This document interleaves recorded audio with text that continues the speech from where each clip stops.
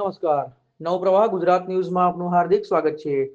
પશ્ચિમ રેલવેના વડોદરા વિભાગ દ્વારા પ્રતાપનગરથી વાયા ડભોઈ થઈ મિયાકામ કરજણ સુધી ડેમુ ટ્રેન સેવાનો આજે ધારાસભ્ય શૈલેષ મહેતાએ લીલી ઝંડી આપી પ્રારંભ કરાવ્યો.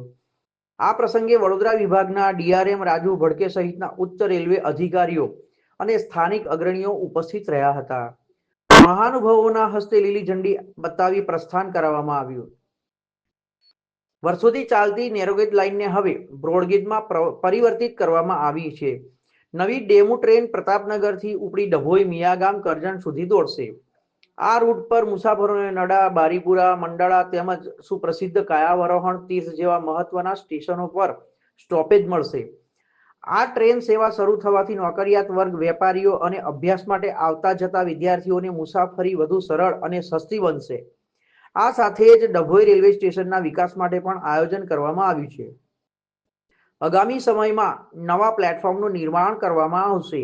ઉપરાંત એકતાનગર કેવડિયા તરફ જતી મહત્વની એક્સપ્રેસ ટ્રેનનો ડભોઈ ખાતે સ્ટોપેજ મળે તે માટેના પ્રયાસો હાથ ધરવામાં આવ્યા છે. ભવિષ્યમાં ડભોઈથી મુંબઈ અને દિલ્હી જવા માટે મોટા શહેરો માટે સુધી બુકિંગ અને ટ્રેન સેવા શરૂ કરવાની દિશામાં પણ આયોજન કરવામાં આવી રહ્યું છે. આ રેલવે કનેક્ટિવિટીથી સ્થાનિક વેપાર અને રોજગાર અને પ્રવાસન ક્ષેત્રે પણ પ્રોત્સાહન મળે. એક તબક્કે જે નેરોગેજ માટેનું એશિયાની સૌથી મોટું સેન્ટર કહેવાતું હતું એવું ડભોઈ કે 1816માં માનનીય મહારાજા સયાજીરાવ ગાયકવાડ તરફથી એની શરૂઆત કરવામાં આવી હતી ટ્રેનોની. આજે બ્રોડગેજમાં રૂપાંતરિત થયા પછી લોકોની જે લાગણી ને માંગણી હતી એને અનુરૂપ રેલવે તંત્ર દ્વારા આજે ડભોઈથી મિયાગામ કરજણ ને પ્રતાપનગરની ટ્રેનની શરૂઆત કરવામાં આવી છે. આનાથી યાત્રિકોની સાથે જે વિદ્યાર્થીઓ અભ્યાસ કરવા માટે અપડાઉન કરવા હોય એને પણ ફાયદો થશે, નોકરિયાત વર્ગોને પણ આનો લાભ મળશે અને જરૂરિયાત સંતોષાતે હમણાં કહેવામાં આવ્યું એમ રસ્તામાં કાયાવરોને જે તીર્થસ્થાનો છે એ તીર્થસ્થાનો પર જવા આવવા માટે પણ લોકોને આ ટ્રેન મદદરૂપ થશે. એટલે હું આ વિસ્તારના તમામને અભિનંદન આપું છું, શુભેચ્છા પાઠવું છું.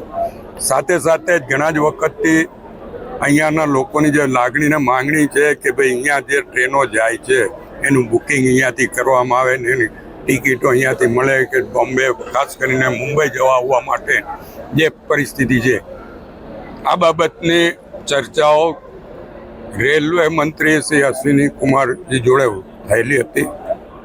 આપણા સાંસદ શ્રી જસુભાઈ રાઠવાએ પણ આની રજૂઆત કરી હતી. અમારી મિટિંગમાં પણ અમે આ બાબતમાં ચર્ચા કરી હતી ને એમના તરફથી જે પોઝિટિવ રિપ્લાય મળ્યો હતો તે વખતે એમણે સૂચના આપી હતી.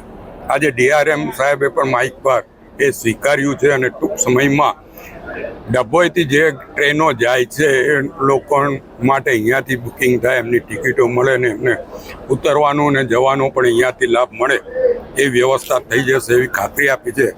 એ બદલ પણ રેલવે તંત્રને પણ અભિનંદન આપું છું અને આપણા આ વિસ્તારના લોકોની જે લાગણી ને માંગણી સ્વીકારવા બદલ રેલવે મંત્રી અશ્વિની કુમાર વૈષ્ણવજી અને આપણા સાંસદ જસુભાઈ રાઠવાને પણ આભાર સાથે અભિનંદન આપું છું. नमस्कार. मियागाम करजन से डभोई तक की जो लाइन है इसका 2023 में गेज कन्वर्जन हुआ. इसके बाद बड़े दिनों से यहाँ हमारे पास डिमांड थी.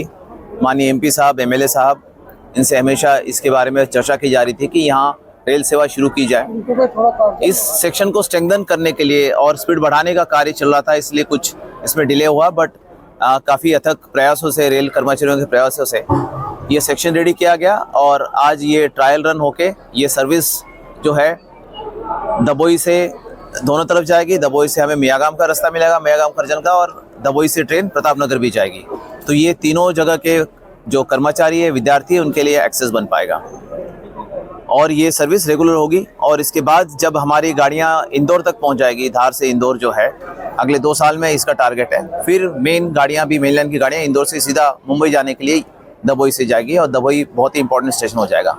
साथ ही माननीय एमपी साहब और एमएलए साहब जो एक डिमांड हमेशा कर रहे थे और वो बहुत महत्वपूर्ण भी है कि डभोई से जो ट्रेनें आ रही है एकता नगर से, और डभोई में उनको रुकने का प्लेटफॉर्म मिले और गाड़ियाँ रुके और लोगों को टिकट मिले. उस डिमांड को माननीय मंत्री जी ने दिशा निर्देश दिया था। उस हिसाब से जीएम साहब ने आदेश पर अभी हमारा कंस्ट्रक्शन विभाग 2 नए प्लेटफॉर्म इस स्टेशन के लिए बनाएंगे, जिसपे फिर सारी गाड़ियां रुक पाएंगी। ये वर्क सैंक्शन हो गया है और ये कार्य बहुत ही जल्दी शुरू होगा। यहाँ से जो छोटा उदयपुर से ट्रेन आती है जी। वो बड़ौदा रेलवे स्टेशन तक जाती नहीं। जी, वो ऐसा है कि बड़ौदा स्टेशन बहुत ही कंजेस्टेड है आज के डेट में, इसलिए बड़ौदा में प्रतापनगर और विश्वामित्री और छायापुरी ये पैरेलल स्टेशन हो रहे, साथ ही बाजवा डेवलप होगा। तो ये ट्रैफिक डिस्ट्रीब्यूशन हम प्लान कर लेंगे। कुछ गाड़ियाँ जो ज़रूरी है वो एक आध गाड़ी जो ज़रूर आगे तक जाएगी, बट जिस हिसाब से हमारा बड़ौदा म्यूनिसिपल कॉर्पोरेशन से डिस्कशन हुआ है, ये सारे स्टेशन का कनेक्शन बसेस से होगा, ताकि लोग एक स्टेशन से दूसरे यात्री स्टेशन भी जा पाएंगे।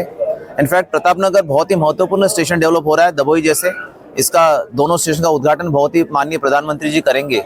तो जो लंबी दूरी की गाड़ियां हैं जो साउथ और स्पेशली नॉर्थ में हमारे पटना की तरफ, दिल्ली की तरफ और वाराणसी की तरफ जाते हैं, सारी गाड़ियां अभी प्रतापनगर से शुरू होंगी। तो प्रतापनगर भी बड़ौदा जैसे ही बहुत ही महत्वपूर्ण स्टेशन बनने जा रहा है। धन्यवाद।